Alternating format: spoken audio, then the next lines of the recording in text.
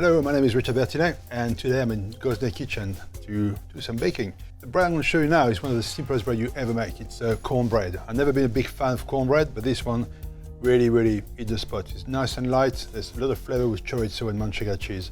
And it's very simple to make also, and perfect with a wood-fired oven.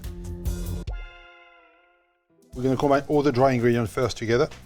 So to make my batter, I got some plain flour and some maize meal, the baking powder, and my salt together. Give it a good stir. The milk and buttermilk together. Pepper syrup. Give it a good stir. Nice. And I'm going to put my butter in there. I've got about 100 grams of butter. I'm going to keep about 25 grams. And it's a bit dry there. I forgot to put the eggs, so I'm going to beat my eggs first and add them on. It becomes like a very thick batter.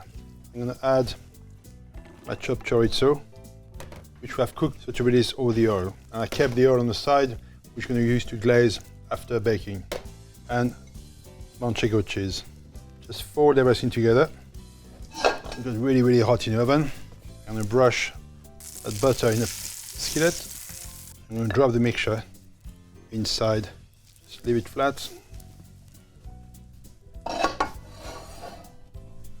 Here we go. That should take about 25 minutes in there. Okay, it's time for the cornbread to come out now. So that's been in there for about 25 minutes. It's beautiful. Just make sure it doesn't stick. So I'll turn you around onto a plate.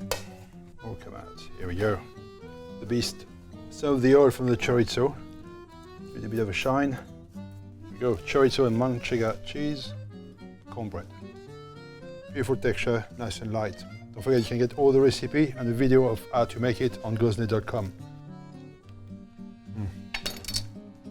This is so delicious. Love cornbread.